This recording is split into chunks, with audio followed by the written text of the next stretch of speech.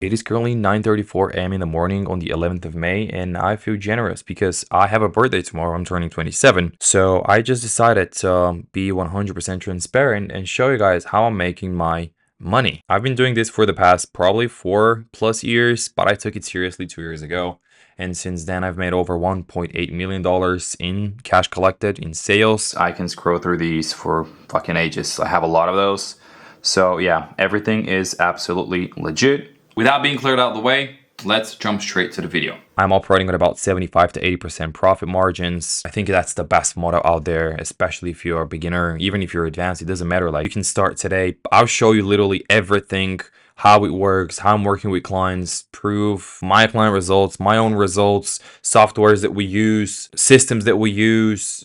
I'll show you everything. The thing that I've been doing for the past couple of years is called DGO. I actually came up with this model because it's a hybrid model between a couple of different things. It's basically digital growth operator. If I have to summarize everything that I'm doing with my business model, it basically falls down into 5 different categories. The good thing is that I have everything mapped in here. So if I'm looking at it, it's just, I don't want to miss out something. So that's why I'm looking at the computer. Basically, I'm helping creators and brands not only launch new info products, but also scale their current products as well, optimize their processes, squeeze even more cash. I'm doing this through a 5-step method that I will walk you through in this video. I will show you client work, what do I do on a daily basis, what kind of results I had, and it's just gonna be a longer video, but at the same time it'll be hyper valuable, so you better take some notes. So let's do it. So when I sign a client, I'm focusing on 5 main pillars, and this is offer, traffic, marketing, sales, and delivery. Let's jump into pillar number 1, and that is the offer. Let's pretend that you're my clients and I have just had a sales call with you. We both agree on the terms. You love the plan. You love how we're going to do all the things that we're going to do. And now what? So first thing we're going to do is an onboarding call. We're going to go through some expectations, some targets, some time frames, and basically figure out exactly what's going to happen throughout the time frame of us working together. I'm avoiding to work with short-term clients simply because they're a pain in the ass. Those who want the quick results are, usually, I'm pretty sure you guys are going to resonate here. Those who want the quick results are the ones that will be pain in the ass. Like when I'm getting clients on board, I'm working with them for at least 6 months. Reason behind it, some have lower budgets, some have higher budgets. The ones that have like higher budgets, we're jumping straight to paid ads, but the one that doesn't really have like high budgets, we're working with the organic side of things, which works perfectly well. It just needs some more momentum. Okay, so we have an onboarding call. I'm setting some expectations. I'm telling them what we're gonna chase, of course, what are the targets, and we both agree on the terms. If they haven't signed the contract, we're gonna sign the contract on the actual call. If they haven't made the like the rest of the payment, because some clients don't really do the full payments on the actual sales call, we're going to wrap up the payments, and from then onwards we're jumping to step number 2. On the second call, which will happen the very next day, we're going to collect some information about their ICP. ICP essentially is the ideal client profile, or the person that they want to sell their products or services to. Who they are, where they're at, age, gender, interests, desires, pain points, struggles, problems, solutions, thing they've tried, thing they haven't tried, thing that tried but didn't work, what kind of movies do they like, what kind of books do they like, what softwares do they use, pretty much everything that they know about their clients. If they do know something about their clients, and they usually should do, I'm gonna document it. That's gonna help me with tons of stuff in future, which we also gonna cover. On the very same call, they need to send me and give me access to their marketing collateral. Of course, if they have some sort of marketing collateral, just to give you some better understanding and idea of what marketing collateral is, that's basically all kind of ads or pieces of information that they've been using to promote their products or service. I need access to this. Newsletters, scripts, descriptions, landing pages, everything that they've been using to promote their product or service, I need access to. Usually we do this in a Google folder, and I'm with them on the call helping them get this information because it is quite a lot of things. Reason behind I need all of that is simply because something worked back then and I want to learn what really worked, what didn't work. So because I've seen some colleagues, not collecting any marketing collateral, and they're testing something that has been tested before and it didn't work. And I'm like, why would you waste your precious time to test something that's been tested before? Just simply ask for that marketing collateral that's been, tested before. So if you're not doing this, I definitely suggest you go and ask your clients what kind of assets, in terms of marketing assets, do they have, what has been tried, what's been tested, what worked, what didn't work. There's no shame. You better do that. Okay. Call number 3, which will happen in 2 days time. And,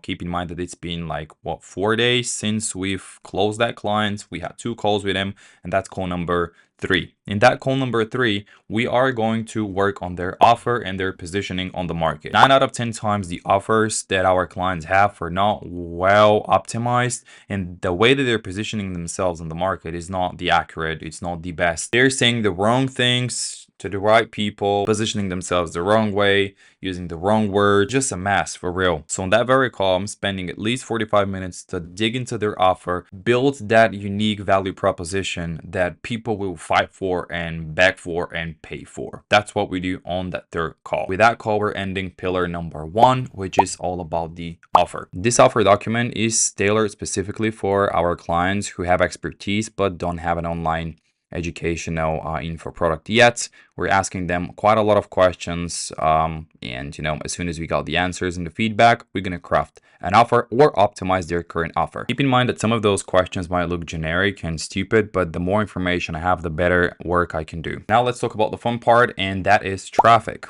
When it comes down to traffic, we have 2 traffic sources. We have organic and we have paid. I always recommend start with organic traffic, simply because it's free. The only thing that you're going to spend is your time creating content like this, for example. Record it once, edit it, upload it, and it's going to stay there forever. Compared to ads, the moment you just stop the ad, content piece disappears from the planet Earth and it's not existing. It's fugazi. It's nowhere to be found. In my opinion, organic marketing is very, very, very good way to test an idea, launch an idea, and get really good market feedback for free. But let me dive into more details here. As soon as the client gives all of the information about the ideal client profile, or the ICP, which is the document that I've showed you a minute ago, I'm going to build their personal content calendar. The content calendar includes multiple different things, such as what kind of stories they should upload on a daily basis, what kind of reels, what kind of carousel posts, what kind of long form content they should upload on YouTube, on LinkedIn, pretty much on every single platform that they have. Yes, we are utilizing every single platform, because think about this. If you create one content piece, why don't you just post it across the rest of the social media? Have Instagram, TikTok, YouTube Shorts, YouTube long form, LinkedIn. Like, there's tons of traffic sources that you can use, and majority of the time no one's really using them, and they're free. Why you're not using it, I have no idea. Create one content piece and you can distribute it across every single platform for free in a matter of seconds. As soon as the content calendar is ready, I'm going to record a 5-minute Loom video with feedback about their profiles and how they're optimized. 9 out of 10 times, every single social platform that our clients are using is not well optimized. And let me explain what not well optimized stands for. Profile picture is horrible. Highlights horrible. Content ugly. Descriptions missing. Stories non-existing or sharing dumb shit. Banners on YouTube horrible. Thumbnails on their long form videos, absolute shit. So I'm recording a video giving them feedback about their socials and what they should fix, how they should fix it, and what they should focus on.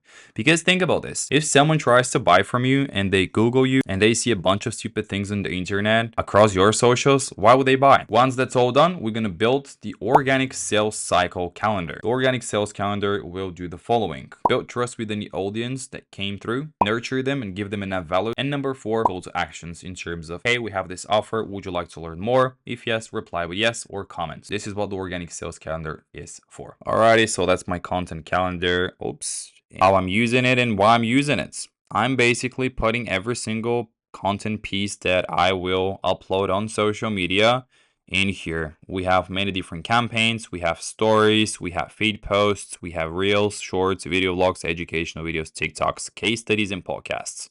I'm simply marking the right piece of content, labeling it with the right label. Ideation board, by the way, like that's my idea about the content piece that I'm about to post.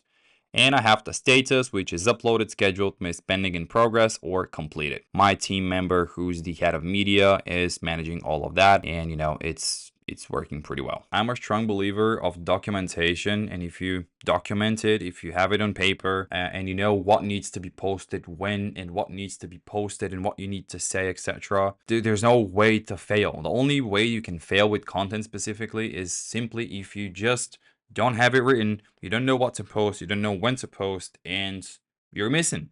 That's it. So that's why we're building these content calendars so people can follow them. As soon as the organic content has been produced by our clients, they'll start to post it across social media, views who starts to kick in, followers who start getting to the pipeline, leads who start to ask questions. The main purpose of the organic content, and not only, is to get attention, hold attention, and convert that attention. And we're doing this with organic content, which is free. You don't have to have followers. You don't have to have thousands and thousands of subscribers on YouTube. All you need to do is just have well-structured content calendar, well-structured organic sales calendar, post enough content, the right content at the right time to the right people, and people will buy. But anyway, let's jump to paid advertising and how we are doing it. When it comes down to paid ads, it's pretty straightforward. Our clients are doing nothing except the recording of the actual ad. They're doing the researching of the ads, what's working, what's not working, hacking their competitors, and what do they use, what kind of ads do they use, what kind of funnels do they use. We are also scripting the ads, editing the ads as well. I forgot about this. We've made it so simple for our clients that all that they have to do is simply click record on their phone, record the ad for like 15 to 20 seconds, send us the files,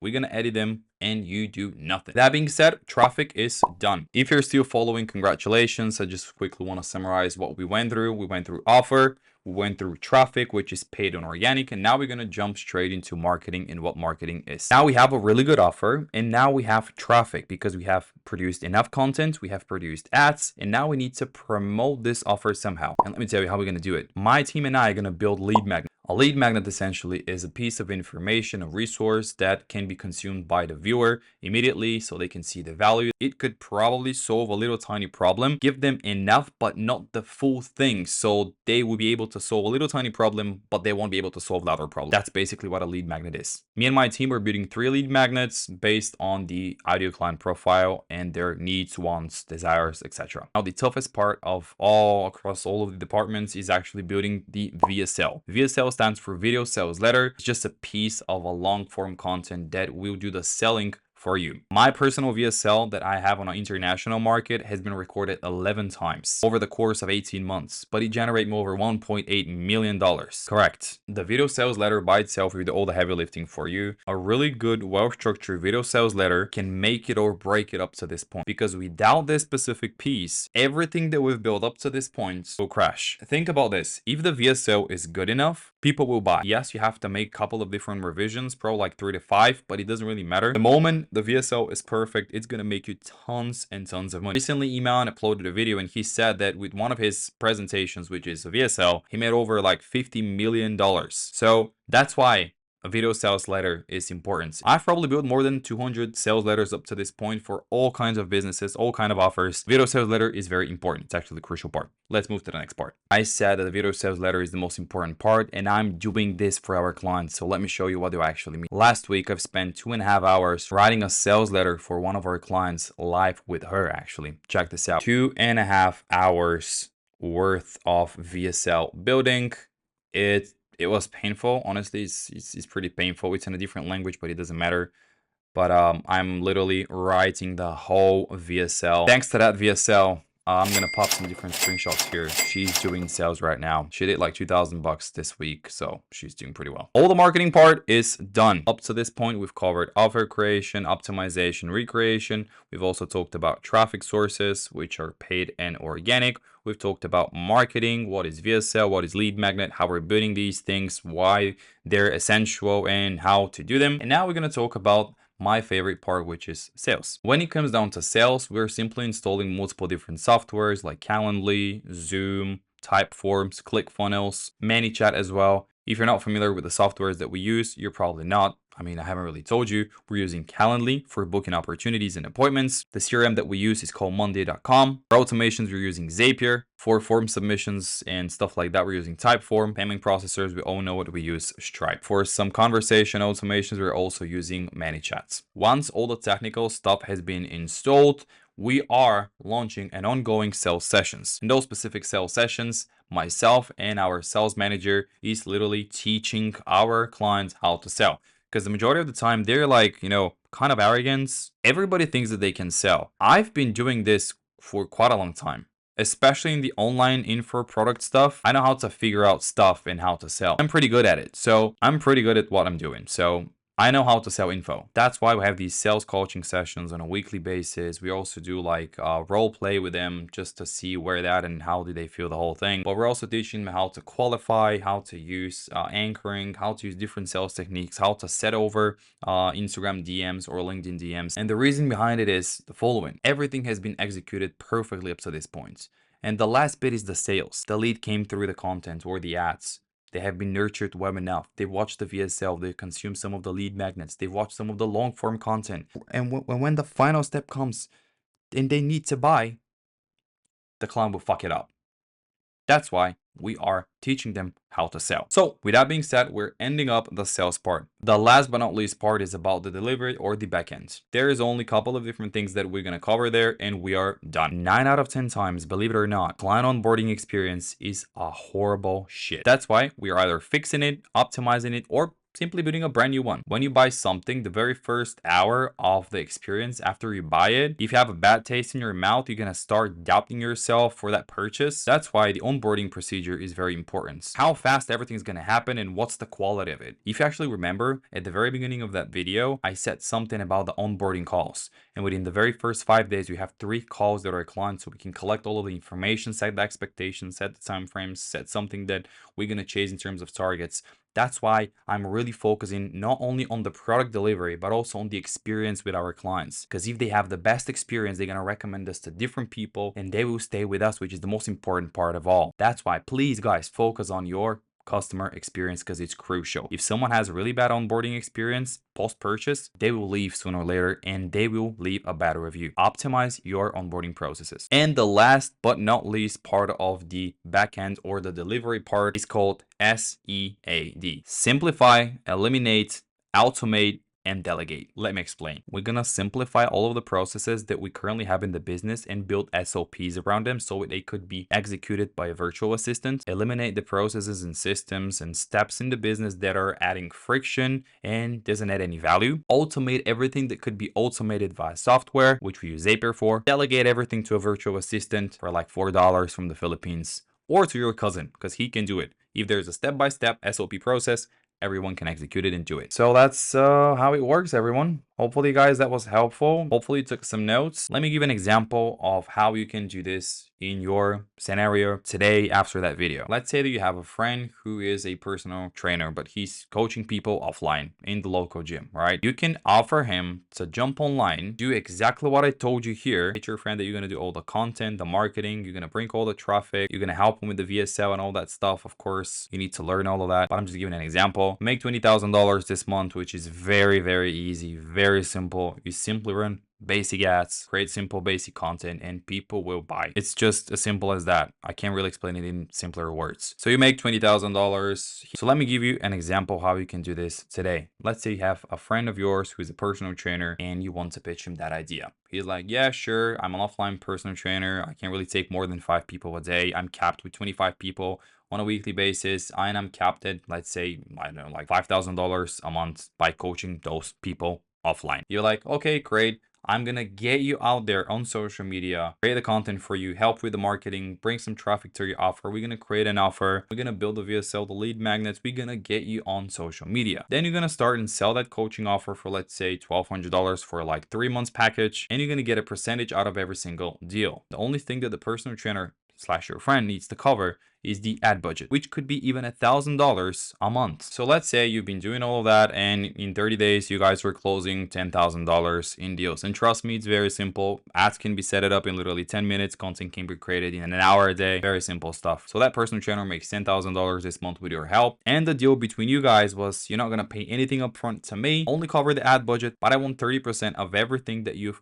made this month. It's going to be delusional for someone to decline such an offer because you are taking all the risks. You're putting the work upfront with your own time. They're not investing even a single penny except for the ads. So basically, they're not taking the risk. You are taking the risk because you are putting all of your time into a project that you don't even know that it's going to work out. I mean, it's going to work out as long as you do the right steps. There's no way that it's not going to work out. But when you position it that way, you are the risk taker and they're not. So 9.9 out of 10 times, they will say, of course, yes, no problem. So make them 10,000, you make $3,000. But here's the interesting part. What will happen once you make $30,000 with that client? You're gonna get $10,000 worth of commissions. How does that sound? What if you have 2 of those clients? What if you have 3 of those clients? What if you have 4 of those clients? And the good part is that once you do all of that, you can collect a testimonial from that specific client, wrap it up in a really good way, show it to somebody else, tell them I did this with this client and I can do the same with you, and you can sign a new client and a new client and a new client. Hopefully you got the point. Anyway, guys, I really hope that this training was very helpful for you. As you can tell, English is not my native language. I think that I kind of have a good English, but I'm still trying to improve. Giving all of my best, being 100% transparent with you, and I'm here to share all of my knowledge that I've acquired throughout the past years so you can steal it, go and make some money. If you guys enjoy that content, please hit the subscribe button, and I would love to appreciate your feedback in the comment section below. Follow me on Instagram, follow me on TikTok, and I'll see you guys in the next video. Peace.